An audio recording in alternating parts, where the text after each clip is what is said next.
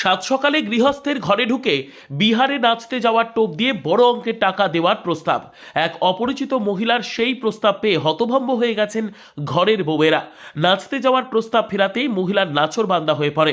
টাকা দেওয়া থেকে শুরু করে একের পর এক লোভনীয় প্রস্তাব দিতে থাকে বলে অভিযোগ। সকালবেলা ওই একটা মহিলা এসেছিল, তাও 8:30 নাগাদ এসছে, বাড়ির সামনে দিয়ে ঘোরাফেরা করছে। এবার 9:30টার দিকে আমি ঘরে আছি, আমাকে ডাকছে। আমি বাইরে বেরিয়ে বলছি কি হয়েছে।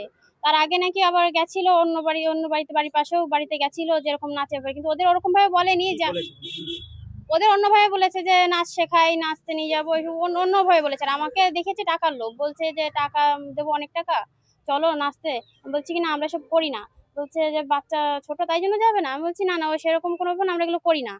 বলছে অনেক টাকা দেবো, চলো। একটা জায়গার নাম বললো, আমি বলছি সেটা কোথায়, বলছে বিহারে নিয়ে যাবো, চলো। আমরা বলছি যে যাবো না, বলছে অনেক টাকা দেবো, চলো, এরকম ভাবে বলছিল। উত্তর চব্বিশ পরগনার গোপালনগর থানার 16 নম্বর রেলগেট এলাকায় শনিবার এই ঘটনাকে কেন্দ্র করে রণক্ষেত্রের চেহারা নেয়। নারী পাচার চক্রের সঙ্গে যুক্ত থাকার সন্দেহে ওই অজ্ঞাত পরিচয় মহিলাকে ধরে গাছে বেঁধে হাতের সুখ মেটায় উত্তেজিত জনতা। পরে পুলিশ এসে পরিস্থিতি নিয়ন্ত্রণে আনে।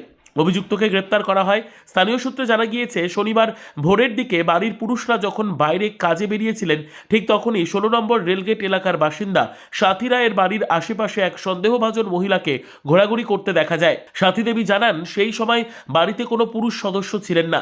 সেই সুযোগ বুঝে অজ্ঞাত পরিচয় ওই মহিলা শটান বাড়ির ভেতরে ঢুকে পড়েন।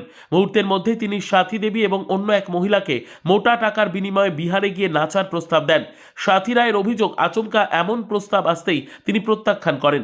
কিন্তু ওই মহিলা প্রস্তাব ফিরিয়ে দেওয়ার পরেও তিনি মোটা টাকার প্রলোভন দেখাতে থাকেন এবং এক প্রকার জোর জবরদস্তি শুরু করেন। বিপদের গন্ধ পেয়ে সাথী দেবী তৎক্ষণাৎ ফোনে তার স্বামীকে খবর দেন। চিৎকার শুরু করেন। অবস্থা বেগতিক বুঝে ওই মহিলা পালানোর চেষ্টা করলে স্থানীয় বাসিন্দারা তাকে ধরে ফেলেন। হঠাৎ এসে এরকম বলছে, তারপর বলার পরে উনি ঘোরাফেরা করছে চলে যাওয়ার পর। আমি বলছি না যাবো না, আমরা চলে এসেছি ঘরে।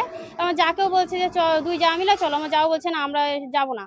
বলার পরে ঘোরাফেরা করছে। এবার তারপরে একটু পরে আমার স্বামী আসলো, ওনাকে বলার সঙ্গে সঙ্গে এবার দেখছি ও সেই মহিলাকে দাঁড় করালো। ওই মহিলা আবার পালাচ্ছিল যে আমি কিছু করিনি, আমি কিছু বলিনি। এবারে তখন পালাতে গিয়ে গ্রামের লোকজন সব ওনাকে। কি মনে করছেন কি উদ্দেশ্যে আসতে পারে? এই মহিলা পাচারও হতে পারে, কিংবা বাচ্চা, বাড়িতে দুটো ছোট ছোট বাচ্চা আছে, কাদের কখন কি করে বলা তো যায় না। ভয়তে আছেন, আতঙ্কে আছেন? হ্যাঁ।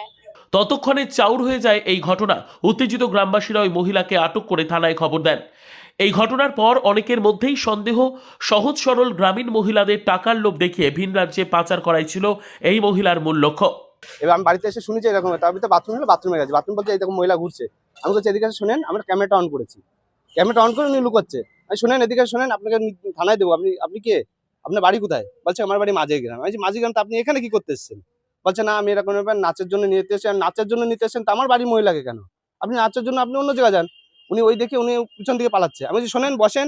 উনি বসবেন না, উনি বলছে ভাই আমার ভুল হয়ে গেছে, ক্যামেরা চালু করেছে। তারপর অটোমেটিক দেখে পালাচ্ছে। পালাতে পালাতে আমি মোটরসাইকেল পিছন পিছন ধা করছি। উনি আবার কি করেছে, গ্রামের ভিতর দিয়ে দৌড় মারছে। মহিলা শরীরে এসছে, গ্রামের লোকজন এসে সবাই মিলে ধরেছে।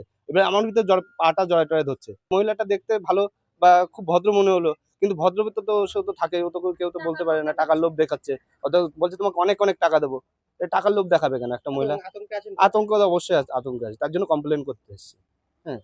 খবর পেয়ে গোপালনগর থানার পুলিশ দ্রুত ঘটনাস্থলে পৌঁছে জনরোষের হাত থেকে অভিযুক্তকে উদ্ধার করে থানায় নিয়ে যায়। অপরিচিত ব্যক্তিদের গতিবিধির ওপর কড়া নজর রাখছে police. Bureau report, digital news Bangla.